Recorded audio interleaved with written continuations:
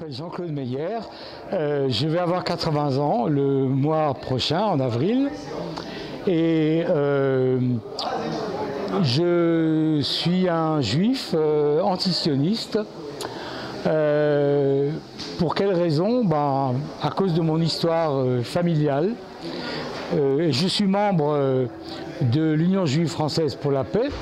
Cette association, je vais parler d'abord de l'association et après je reviendrai sur mon histoire personnelle pour expliquer pourquoi je suis antisioniste tout en étant juif. Donc l'association a été créée par un camarade juif canadien, anglophone, Richard Wagman, en 1994. J'y ai adhéré assez rapidement.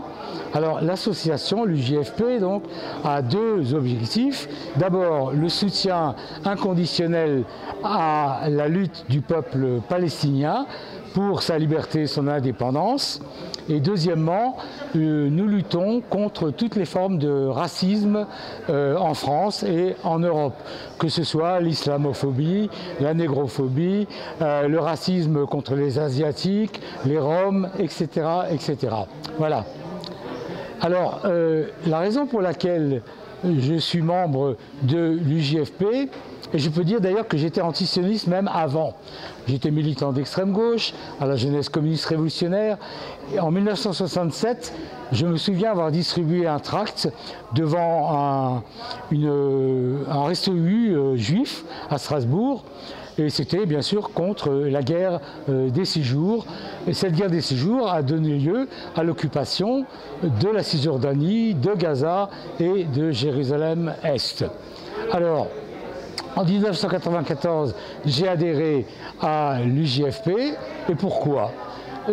Pour des raisons personnelles et familiales, et essentiellement pour un sentiment de justice nécessaire.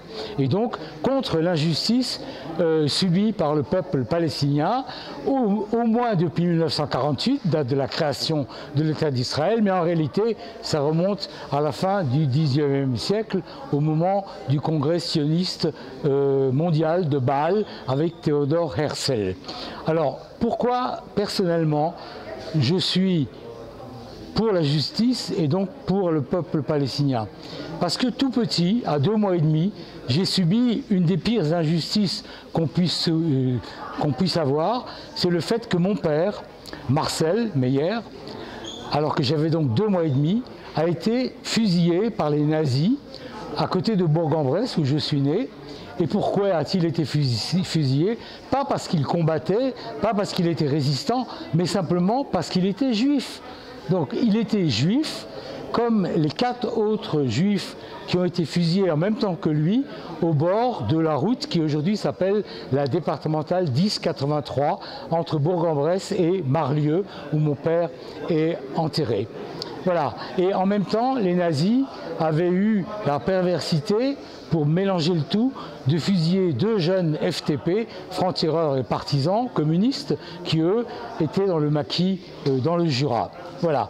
Donc, le crime commis par les nazis et les collabos français à l'égard de mon père, ça a été reconnu plus tard, parce que j'ai déposé une plainte au tribunal à Bourg-en-Bresse, ça a été reconnu comme crime contre l'humanité, puisqu'il a été fusillé non pas pour ce qu'il faisait, mais pour ce qu'il était. Bien. Les 2 FTP, eux, c'est des crimes de guerre. Hein. Eux, ils combattaient l'occupant nazi. Voilà. Donc, pour moi, Israël, c'est un État colonialiste. On parle beaucoup en France aujourd'hui du grand remplacement. Alors c'est les fascistes qui prétendent que les Arabes, les musulmans vont remplacer la population française. Bon, c'est des fadaises, c'est de la foutaise. Hein. En réalité, le grand remplacement, si on veut en trouver un, eh ben, c'est celui qui se produit au moins depuis 1948 dans la Palestine qui autrefois appartenait à l'Empire ottoman et où cohabitaient des Juifs et des Palestiniens musulmans ou chrétiens. Voilà, le grand remplacement, on l'a sous nos yeux, c'est le remplacement de la population palestinienne par la population juive israélienne qui prend toute la place, qui prend toutes les terres et qui chasse peu à peu les Palestiniens. Ils ont été chassés massivement, 750 000 d'entre eux, lors de la Nakba en 1948, et depuis, ils sont chassés partout où c'est possible pour l'armée juive, pour Tsahal, qui s'appelle bizarrement Armée de défense d'Israël, alors que c'est une armée d'agression en réalité depuis toujours. Et ils sont actuellement victimes de ce qu'à l'UGFP on appelle un ethnocide, c'est-à-dire un déplacement forcé de population accompagné de massacres, 32 000 morts à ce jour. Aujourd'hui, au début, le 23 mars 2024, 70 000 blessés, et parmi eux, des milliers et des milliers de femmes et d'enfants qui n'ont rien à voir avec le Hamas. Quoi qu'on pense du Hamas comme gouvernement de Gaza, le Hamas qui d'ailleurs a été financé au début par les Israéliens eux-mêmes parce qu'ils voulaient qu'ils concurrencent l'autorité palestinienne, eh bien, quoi qu'on en pense, voilà, aujourd'hui, ce sont des massacres de masse. Un philosophe juif israélien a même osé dire un jour que les massacres commis par l'armée israélienne, il appelait ça judéo-nazisme, pardon. C'est du judéo-nazisme. Bon, c'est vraiment énorme. Alors, sans comparer évidemment l'État d'Israël actuellement au nazisme, on peut quand même dire qu'il a un objectif de se débarrasser du maximum de Palestiniens, de les tuer, de les déporter et de faire que toute la terre de Palestine n'appartienne qu'aux Juifs. Alors vous me demandez pour quelle raison il y a une insensibilité au niveau mondial concernant le peuple palestinien qui souffre pourtant d'une oppression depuis des dizaines et des dizaines d'années.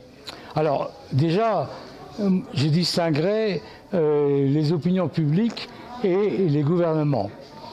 Du côté de l'opinion publique, des opinions publiques, que ce soit aux États-Unis, en Europe ou dans les pays arabo-musulmans, il me semble, d'après les médias que je consulte, que justement l'opinion publique mondiale a basculé du côté de la Palestine. Pour une raison qui est simple à comprendre, c'est pour une raison d'humanité. Qui peut voir à la télévision des massacres, des villes détruites, des enfants tués, des bombardements incessants, sans réagir? On se met à la place des Palestiniens qui souffrent de ces bombardements. Et il y a une telle disproportion entre, en gros, les 1200 morts israéliens, dont certains, la majorité d'ailleurs, étaient des militaires et des réservistes. Donc c'est leur boulot, en gros, de combattre et éventuellement de mourir au combat. Et les autres, des civils, ceux qui participaient à la fameuse rave le 7 octobre. Je crois que c'est pas possible de rester insensible. Par contre, les États, eux, c'est tout à fait différent. Les États n'ont pas de sensibilité, ils ont des intérêts économiques, politiques, financiers. Et ça explique pourquoi, jusqu'à présent, les États-Unis, qui sont l'État qui soutient le plus chaque année, avec des milliards de dollars, l'État d'Israël, pourquoi l'Union européenne soutient elle aussi l'État d'Israël. Alors, il y a des raisons différentes, mais la première raison que je donnerais, on peut dire qu'elle est symbolisée par une phrase d'un dirigeant israélien sioniste qui dit « Nous, Israël, nous sommes une villa dans la jungle ». C'est-à-dire, eux, les Israéliens juifs, ce sont des civilisés, et les Arabes et les musulmans, c'est des sauvages, c'est la barbarie. Ça, c'est une première raison, c'est un mépris, c'est le racisme contre les Arabes et contre les musulmans, et ça, on le connaît aussi chez nous, en France. Hein, il y a même une loi séparatisme qui a été votée récemment et qui bloque les musulmans et les Arabes français dans leur possibilité de solidarité dans la rue avec le peuple palestinien. Voilà, ça c'est la première raison. Mais il y a aussi la raison que Israël, c'est comme un porte-avions américain placé au milieu des Arabes, des États arabes. Il se trouve que le pétrole, il est dans les États arabes et que c'est des sociétés occidentales qui en bénéficient. C'est nous autres, quand nous roulons en voiture, qui consommons le pétrole garanti par l'Arabie Saoudite, par exemple, et les autres États, et sous le parapluie américain, sous le parapluie militaire et nucléaire américain. Donc voilà encore une raison. Si vous contrôlez les pays arabes autour d'Israël, vous êtes assuré qu'il n'y manquera pas de pétrole en Occident. Voilà. Et puis il y a une autre raison qui vaut aussi bien pour les États occidentaux, c'est l'espèce de culpabilité en retard concernant le fait d'avoir laissé 6 millions de Juifs assassinés par le nazisme et ses collabos dans les différents pays pendant la Seconde Guerre mondiale. Et il se passe une chose, il faut se rappeler que les États-Unis à l'époque, même quand les camps de la mort ont été libérés, qu'il y avait des survivants, ils ont refusé que ces Juifs aillent aux États-Unis. Et finalement, le sionisme a utilisé cette situation et il a dit aux Juifs rescapés des camps, eh ben vous avez un État maintenant. Il est en Palestine, allez-y. Et c'est comme ça que l'État d'Israël s'est créé en 1948, avec la collaboration involontaire des Juifs européens rescapés des camps de la mort. Voilà. Donc ça, c'est encore une autre raison. Alors, du coup, l'insensibilité par rapport à ce que subit le peuple palestinien, je n'y crois pas. Pour les populations mondiales, elles sont du côté des Palestiniens. Pour les États, eux, ils ne voient que leur intérêt et ils défendent Israël, jusqu'à présent du moins, même lorsqu'Israël massacre des dizaines de milliers de Palestiniens. Je rebondis sur cette manipulation et ce chantage systématique qui est fait à toute critique d'Israël comme de l'antisémitisme. Et que anti-sionisme, et que maintenant justement ces États-là essayent de faire confondre les deux, et que l'antisionisme, donc en tant qu'antisioniste que vous êtes, mais en même temps, en tant que juif, peut-être que justement, voilà, on se dit c'est antinomique. Oui. Pas être un juif antisémite. Oui. Pouvez-vous nous faire une petite synthèse? Je vais prendre l'exemple de notre propre gouvernement, c'est-à-dire du président Macron et du gouvernement actuel. Parce qu'ils ont accentué encore la campagne qui vise à confondre antisémitisme et antisionisme. Nous, à l'UGFP, et moi personnellement, j'ai toujours combattu l'antisémitisme et je continue à combattre l'antisémitisme comme une des formes du racisme, comme l'islamophobie ou d'autres formes. L'antisionisme, ça n'a rien à voir avec l'antisémitisme. On peut même d'ailleurs en voir une preuve dans le fait que qui sont les meilleurs alliés de l'État d'Israël qui prétend aimer les Juifs? Eh bien justement, les pires antisémites. Je citerai deux sortes d'antisémites. D'abord, des États comme la Hongrie de M. Orban, c'est un antisémite et il soutient Israël. Ensuite, les dirigeants d'extrême droite européens, qu'ils soient hollandais ou qu'ils soient italiens ou français, comme Mme Le Pen, eh bien, ils soutiennent Israël et ils essayent d'acquérir même un brevet.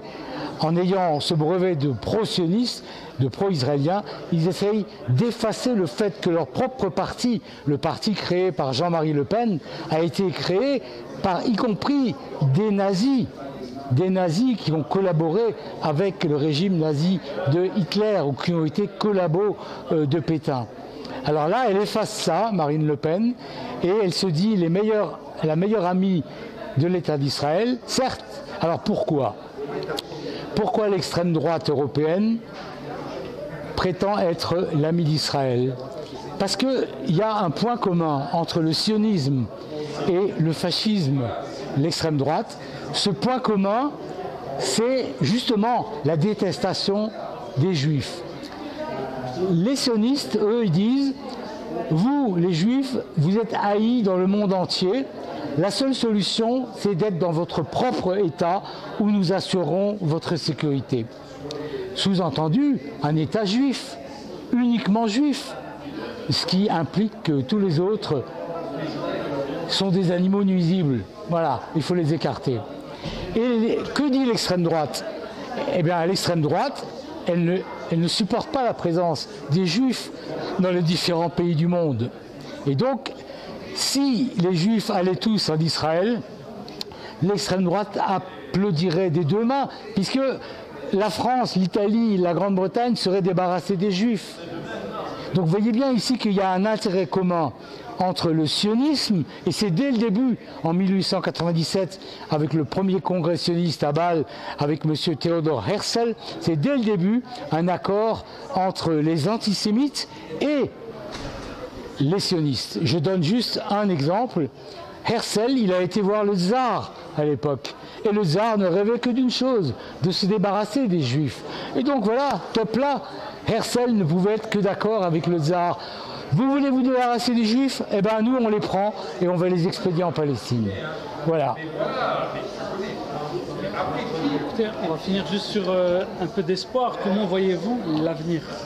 Est-ce que, quand on voit le comportement, l'attitude belliqueuse, machiavélique de l'État d'Israël, comme en fait finalement c'est une loi de la nature, tous les grands, les Mongols qui étaient l'empire le plus puissant, le plus fou, il a fini par disparaître. Oui, oui.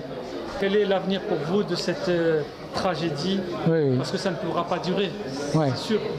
Alors, il y a une chose qu'on peut dire depuis le 7 octobre, c'est-à-dire ce jour où des militants palestiniens, qui d'ailleurs étaient membres de plusieurs organisations, pas que le Hamas, comme disent les médias mainstream un peu partout, il y avait bien sûr le djihad islamique, mais il y avait aussi des membres du FPLP, du FDLP, il y avait des membres de différentes organisations armées qui toutes font partie de la résistance palestinienne. Or, il faut le rappeler, le droit de résister au colonialisme, à l'oppression par un pays étranger, c'est un droit reconnu dans le droit international, y compris par les armes. Donc, de ce point de vue, le 7 octobre, pour moi, ça marque deux choses. La fin de l'arrogance sioniste israélienne. Pourquoi? Parce qu'ils ont cru qu'en construisant un mur avec de l'électronique, eh bien, ils assuraient la sécurité des juifs israéliens. Or, les organisations armées, le 7 octobre, ont cassé le mur, ils ont franchi cette frontière et ils sont allés porter le combat en Israël même.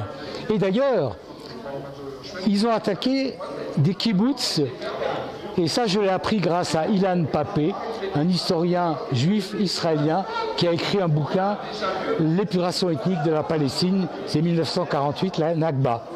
Il a expliqué que les kibboutz qui ont été attaqués le 7 octobre ont été construits sur des villages palestiniens qui ont été rasés de la carte. En Israël, il y a eu 500 villages qui ont disparu, des villages palestiniens.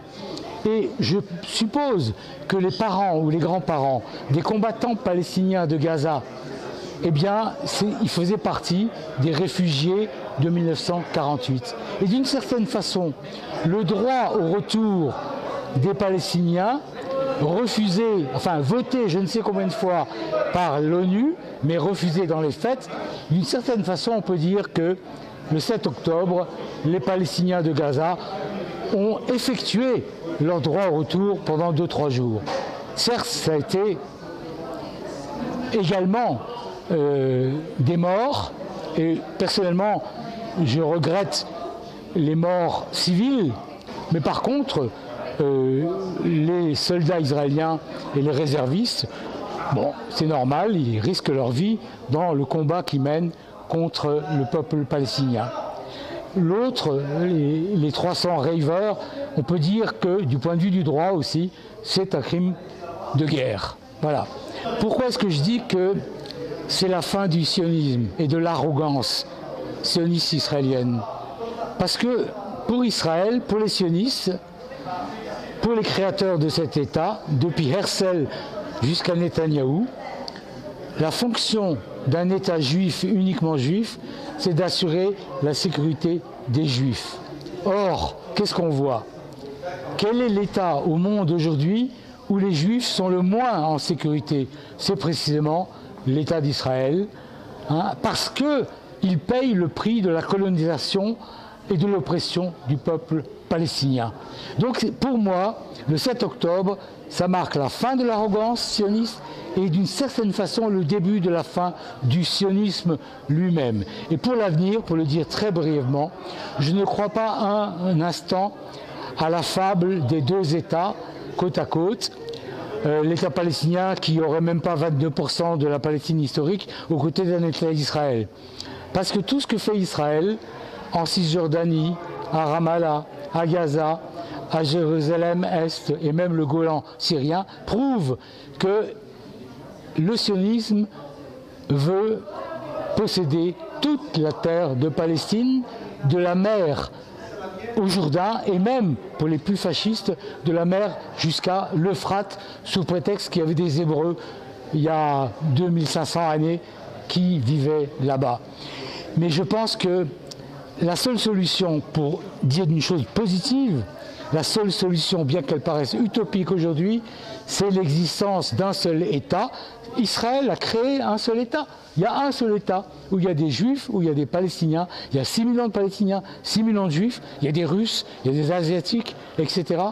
Eh bien, la seule condition pour qu'il y ait la paix entre ces peuples, c'est qu'il y ait les droits égaux pour tous les citoyens. Donc un seul État, laïque, progressiste et avec des droits égaux pour tous et toutes. C'est la condition de la paix. Le conflit israélo-palestinien, qui de fait se traduit par une colonisation dont on pourrait être tenté de croire qu'elle n'aura pas de fin.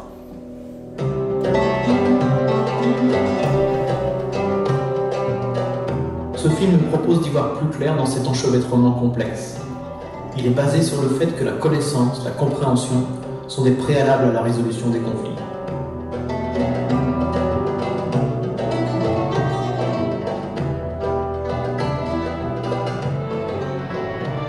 Nous, les Palestiniens, on est en train de combattre une occupation qui renie tous nos droits, jusqu'à le droit de pouvoir vivre dans notre ville, dans notre pays.